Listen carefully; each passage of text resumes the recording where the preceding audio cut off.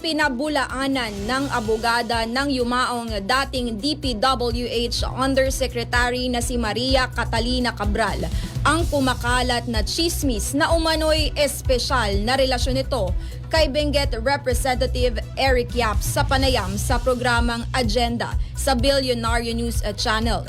Iginiit ni Attorney May Divina Garcia na pawang haka-haka lamang ang issue at wala itong kahit anong basehan.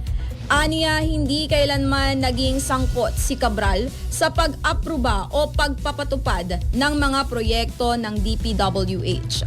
Ayon pa kay Divina Gracia, wala umanong naipapakitang kahit katiting na ebidensya na magpapatunay sa sinasabing relasyon.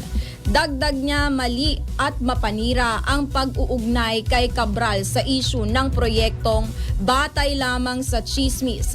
Binigyang diin ng kampo ni Cabral na hindi dapat gawing batayan ang walang patunay na usap-usapan lalo na kung nakakasira ito sa pangalan ng mga sangkot.